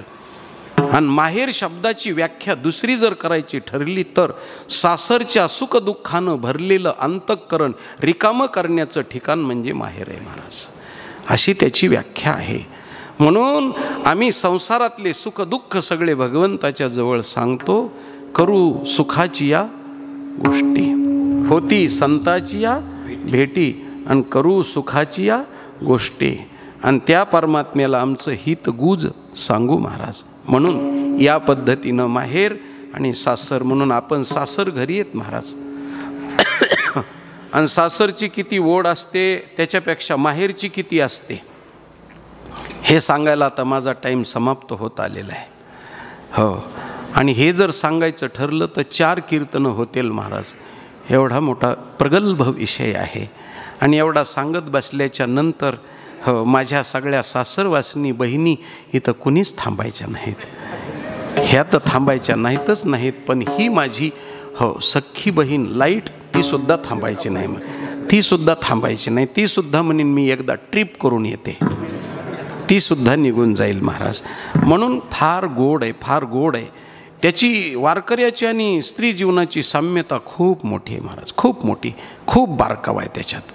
हो, आणि त्या गायकानं महाराज 3ऱ्या चरणामध्ये, 2ऱ्या चरणामध्ये, 3ऱ्या चरणामध्ये सुद्धा पुंडलिक राहे बंधू आणि त्याची ख्याती काय सांगू असं गायलेलं आहे. पण गाथ्यात तसा पाठ नाही महाराज. पुंडलिक बंधू आहे आणि त्याची ख्याती सांगू काय असा गाथ्यात पाठ असल्यामुळं वारकरी त्या पद्धतीनं पाठ गातो, त्यांच्या पद्धतीनं नाही. आता पुढे सांगतो महाराज. माहेराची ओढ स्त्रीच्या जीवनात किती असते. हो, तर माहेर तर तिला आवडतंच, याच्याबद्दल पुन्हा वावगी गोष्ट सांगायची गरज नाही. पण विशेष करून माहेर आणि माहेराची आठवण कुणाला होते आणि माहेराची स्मृती जागी कुणाची होते, माहेराला जाण्याची इच्छा कुणाला होते, तर एकीलाच होते. आणि दोघीला माहेर आवडत नाही महाराज. 2 स्त्रियाला माहेर आवडत नाही. पहिली गोष्ट, जी सासर घरी मालकीन आहे तिला माहेर आवडत नाही महाराज. हो, बापानं जर निरोप दिला की अगं ताई मी आजारी आहे, मला भेटायला ये ना, ती म्हणते हो माझे मिस्टर कारखान्यावर जातात, त्यांचा डब्बा करून द्यावा लागतो, आणि मुलं शाळेत जातात, हो त्यांचाही डब्बा करून द्यावा लागतो. येईल बाबा मी, पण रविवारच्या सुट्टीच्या दिवशी येईल. आणि रविवारी बाप राहत नाही महाराज, राहत नाही. म्हणजे माहेराला उबगलेली आणि माहेराची एकनिष्ठता कमी झालेली जी सासर घरी मालकी नाही ती माहेराला विसरते. तसं आम्ही मोठ्या इस्टेट प्रॉपर्टीचे, मोठ्या मठाचे, मोठ्या दिंडीचे, हो मोठ्या फाडाचे, मोठ्या गडाचे मालक झालो की आम्ही विसरतो महाराज. कारण आपल्याला पंक्तीवाले बघायचे असतात. हो हो, आपल्याला पुन्हा अजून बाकीच्या खूप गोष्टी येतात. तुळशीवाल्याची हजीची करायची असते, हंड्यावाल्याची हजीची करायची असते, झेंड्यावाल्याची करायची असते. त्याच्यामुळं एकनिष्ठता राहत नाही महाराज. हो, एकनिष्ठता राहत नाही. ही एक आहे. आणि दुसरी एक आहे, जरा कठोर बोलतो, कठोर, जिचं माहेर घरी चरित्र नीट नाही आणि जिनी हो तोंडाला काळं फासलेलं आहे ती माहेराला जात नाही. आमच्या तुकोबरायचे शब्द आहेत महाराज. हो हो, तुकोबरायचे शब्द आहेत. माहेरी सलज्ज ती जाना टिंब टिंब. आता रिकाम्या जागा तुम्ही भरा. हो, कारण मी सगळ्याच जागा मास्तराने भरायच्या नसत्यात. हो, रिकाम्या जागा तुम्ही भरायच्या आणि पास व्हायचं महाराज. माहेरी सलज्ज, माहेराला जाण्याकरता लाज जिला वाटते तिचं माहेर घरी चरित्र नीट नसतं ती माहेराला. तसं पंढरपूरला जे लोक एकनिष्ठ नसतात आणि पंढरपूरला जायला जे लाजत असतात ते त्यांचं एक तर खऱ्या अर्थानं पाहिलं तर हो, आता माझा बोलायचा अधिकार नाही महाराज. हो, त्यांचं नको बोलायचं, मार खाऊन जाण्याची माझी इच्छा नाही महाराज इथून. कारण पाठ सुजूस तर हाणतील लोक मला. हो, कीर्तन झाल्या झाल्या आणि आमचे महाराज मंडळी सगळे निघून गेल्यावर एकांतात हाणतील मला. म्हणून त्याच्याकरता नको बोलायचं. म्हणून अशी. आणि मग माहेराला जी हो आठवण करते ती कोणती असते तर सासर घरी जिला तकलीफ आहे ती. सासर घरी जी सासरवासीन आहे ती माहेराची आठवण करते महाराज. आणि कशी आठवण करते? दिवाळीच्या मोळा, दिवाळीच्या मोळा लेके आसावली, दिवाळीच्या मोळा लेके आसावली, दिवाळीच्या मोळा, दिवाळीच्या मोळा, दिवाळीच्या मोळा लेके आसावली, दिवाळीच्या मोळा, दिवाळीच्या मोळा लेके आसावली, दिवाळीच्या मोळा लेके आसावली, दिवाळीच्या मोळा लेके आसावली, दिवाळीच्या मोळा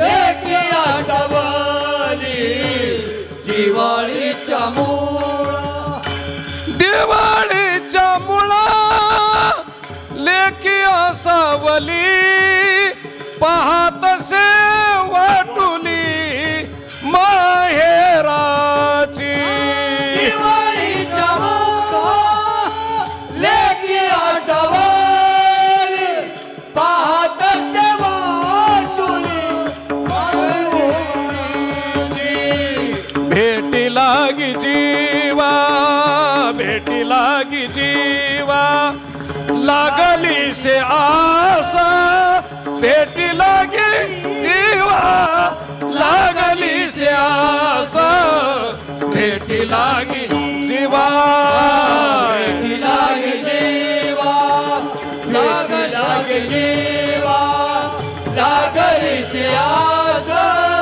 भेटी लागी जीवा लागली से आस, भेटी लागी जीवा.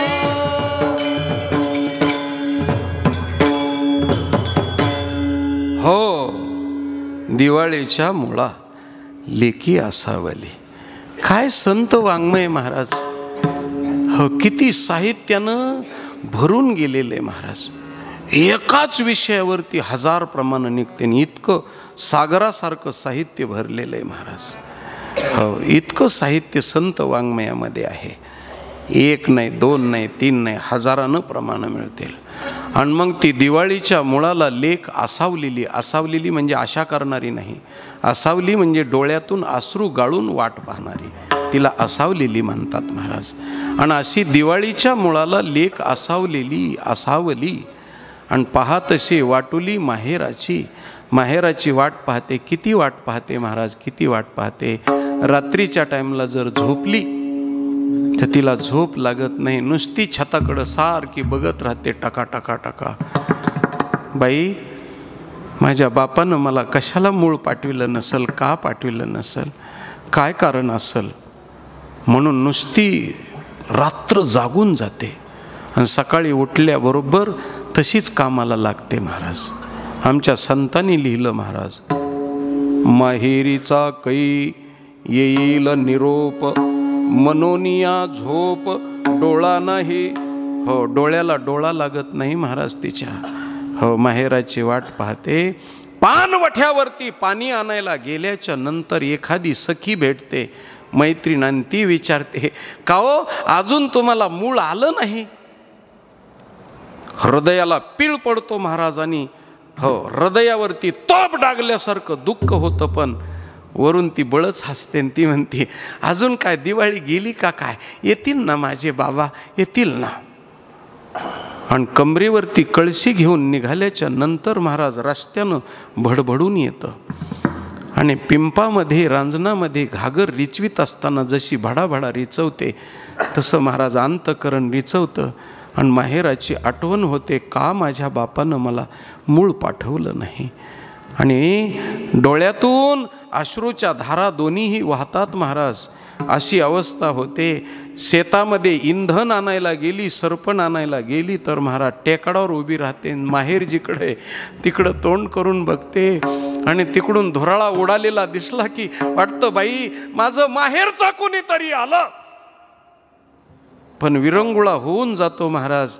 ती वावटळ असते.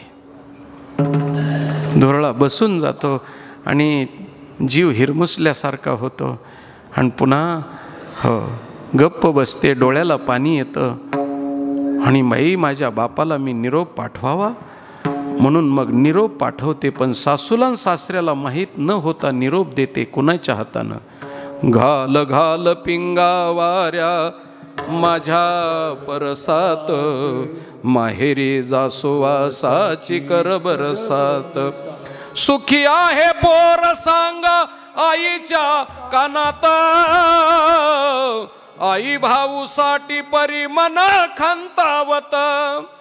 विसरली काग भादव्यात वर्ष झाला, माहेरीच्या सुखालागी मन चवला.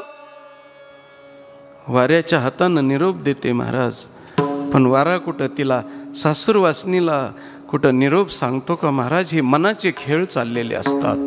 सरते शेवटी वारा निरोप देत नाही म्हणल्यानंतर मग ती जुन्या काळातली स्त्री आणि मग ती निरोप देते कुणाच्या हातानं?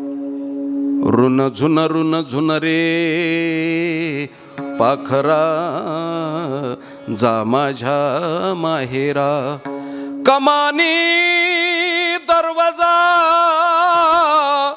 त्यावरी बैसजा. बस बाबा आणि माझ्या बापाला निरोप पाठव. हे पाखरू कोणतं? कावळा.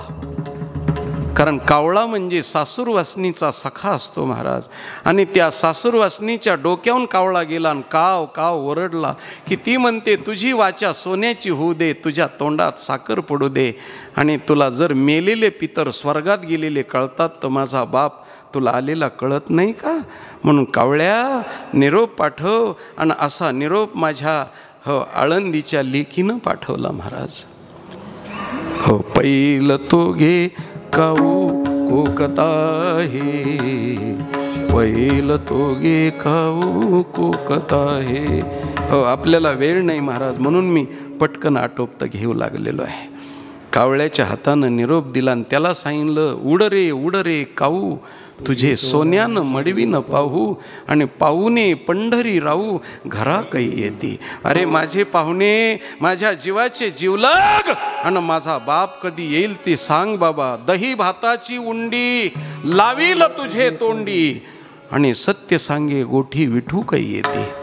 असा निरोप दिला महाराज ज्ञानेश्वर महाराजांनी आमच्या.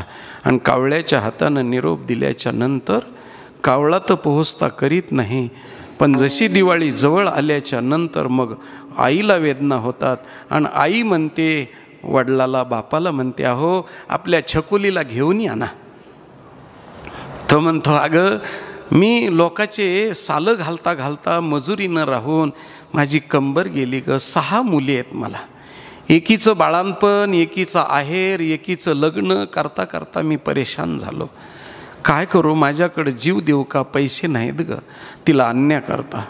ती म्हणते तुमच्याकडे किती पैसे आहेत? माझ्याकडे फक्त 20 रुपये आहेत. मग 20 रुपयेत ना मी तुम्हाला 130 देते आणि उतरंडीचं गाडगं घेऊन येते रिचवते त्यांच्या पुढं. आणि ती चिल्लर पाहिल्यानंतर नवरा विचारतो अगं कशातले पैसे हे? अहो मला माहिती आहे तुम्ही माझ्या लेकीला आणणार नाहीत म्हणून मी भाजीतला 1 रुपया, दुधातला 1 रुपया 7-8 महिने झालं साचून ठेवलेलं आहे. इतक्या दिवस झालं मी साचून ठेवलेलं आहे. आणि ते गाडगं रिचवते महाराज. तसं माझ्या भगवान परमात्म्यानी अर्जुन नावाच्या लेकीसाठी महाराज तैसेची सुख साजूक सप्रेमळा लागी देख ठेविले जतन. जतन करून ठेवलेलं आहे. ते 130 रुपये आणि ह्यांचे 120 रुपये, 150 रुपयात तिची साडीचोळी होईल. अगं साडीचोळी होईल पण तिच्या खाण्याचं जेवण्याचं काय? अहो तुम्हाला कळायचं नाही बाई. अहो लेकीचं माहेर हे खाण्यासाठी नसतं. तुमच्या खाण्याला ती धादवलेली नाहीये, खाण्यासाठी माहेर नसतं. हो, माहेर घरी आल्यानंतर चुलतीची भेट होते, चुलत्याची भेट होते, हो, माईची भेट होते, बापाची भेट होते, मैत्रिणीची भेट होते, बहिणीची भेट होते, चुलत बहिणीची भेट होते. आणि ज्या गल्लीमध्ये खेळलेली असते तिची आठवण जागी होते. त्याच्यासाठी माहेर असतं बाई, खाण्यापिण्यासाठी नसतं. म्हणून माझ्या लेकीला तुम्ही आणा. आणि मग जुन्या काळातली ही गोष्ट आहे. मग ज्याच्याकडं कामाला आहे त्या मालकाकडं तो बैलगाडी मागतो महाराज. आणि मग पूर्वीच्या काळातली मुलगी बैलगाडीनं जायची यायची. कन्या सासुऱ्याशी जाये, मागे परत ओनी पाहे, अशी अवस्था. सासरला चालली तर गाडीच्या पाठीमागं तोंड करायची, आणि माहेरला चालली तर गाडीच्या पुढं तोंड करायची. कारण तिला माहेर कमी वाटायचं, कधी येतं आहे म्हणून अंतर तिचं कापलं जायचं. म्हणून त्याच्याकरता मग मुलाला तो बाप पाठवतो. आणि माझ्या लेकीला ऊन लागू नये म्हणून करंजाच्या फोकाची सावली करून त्याच्यावर चादर टाकतो बाप. आणि मग ती बैलगाडी येते महाराज. आणि बैलगाडी आल्याबरोबर ती बैलगाडी घुंगराची पाहिली की तिच्या अंतकरणाला उचंबळून येतं. आणि त्याला पाणी देण्याच्या ऐवजी, भावाला ओवाळण्याच्या ऐवजी तिचा आनंद उचंबळून वाहतो. आणि शेजारणीला जाऊन सांगते, आले ना बाई माझे दादा, आले ना बाई माझे दादा. काय आनंद आहे महाराज, काय आनंद आहे. खरं सांगतो महाराज, पंढरपूरला जात असताना इतका आनंद व्हावा आणि इतकं आनंदानं अंतकरण उचंबळून यावं, त्यावेळेस माझा बाप मांडीवर घेतल्याशिवाय राहणार नाही महाराज, मांडीवर घेतल्याशिवाय राहणार नाही. एवढं अंतकरण उचंबळून आलं पाहिजे. ही भक्ती आहे. म्हणून तुका पंढरीशी गेला आणि पुन्हा जन्मानही आला, अशी अवस्था आहे महाराज. तिची अवस्था हे होते. फार गोड आहे महाराज, फार गोड आहे. आणि ती माहेराला जाते. खूप त्याच्यातलाही बारकावा आहे. पण मला असं वाटतं की आपला वेळ समाप्त झालेला आहे. विठ्ठल विठ्ठल विठ्ठल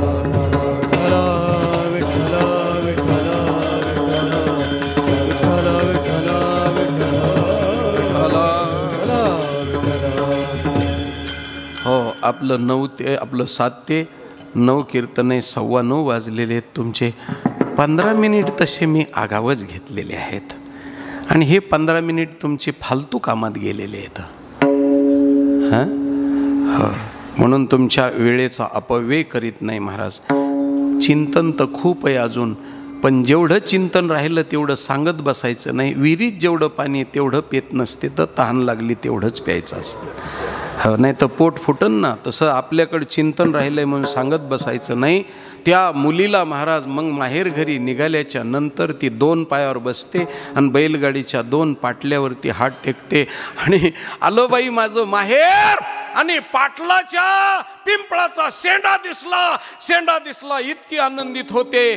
तसा पंढरपूरला निघालेला वारकरी लांबूनच 15-16 किलोमीटरवरून म्हणतो, माझ्या पांडुरंगाचा कळस दिसला महाराज, कळस दिसला, माझ्या पांडुरंगाचा कळस दिसला. झळझळीत सोन सळा, कळस दिसतो स्वज्वळा. बरवे बरवे पंढरपूर, विठोबारायाचे नगर.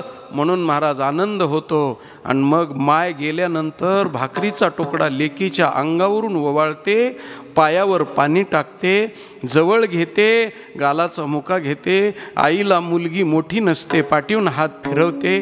बाप जवळ येतो आणि लांबूनच मुलीच्या नजरेवर नजर टाकतो. आणि तिचं क्रश झालेलं शरीर पाहिल्यानंतर लक्षात येतं की ही सासरवासीन आहे. दुःख भोगलं बाई, माझं खानदानी हाड आहे म्हणून माझ्या लेकीनं सगळं सांभाळून घेतलं. म्हणून अशी सासरवासी झालेली कधी कधी लेख सांगते महाराज, सासरवासी मज कागा सासूरवासी मज केले भगवंता. आणि आपुलेलिया सत्ता स्वाधीनता ते नाही, सासूरवासा भितो जीव ओढे तुझपाशी. आणि आता दोही विशी लज्जा राखे आमुची. आणि मग महाराज ती शांत रीतीनं माहेरात झोपते आणि आईच्या कुशीमध्ये झोपते आणि बापाच्या सान्निध्यात तिला आनंद होतो. त्या आनंदाला पारावार नाही. तसं आम्ही पंढरपूरला गेल्यानंतर आमच्या देवाच्या त्या ठिकाणी गेल्यानंतर किती आनंद होतो ही अंतःकरणाची परिभाषा आहे. म्हणून त्या पद्धतीनं आपण वारकऱ्यानं वागावं. हा धडा, ही आम्हाला उजळणी आणि हे आम्हाला शास्त्र आमच्या पैठणच्या भगवंताच्या लेकीनं तुमच्या आमच्यासारख्या निनांद्या बायाला सांगितलं महाराज. आणि त्या पद्धतीनं राहावं आणि बापाला साथ घालावी, मोठ्यानं आरोळी मारावी. विठोबा रखुमाई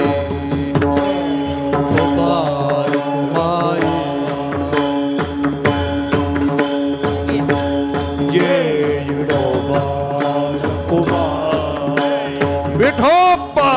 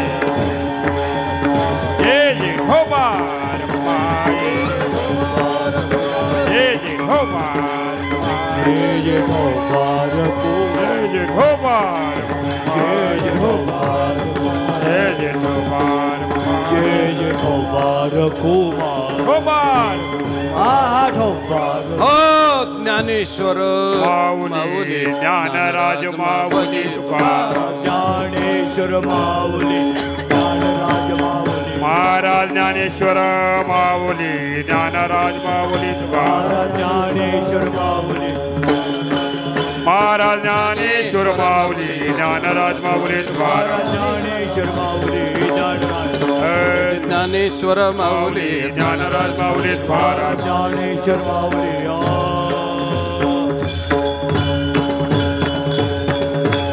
बोला चाल म्हणा.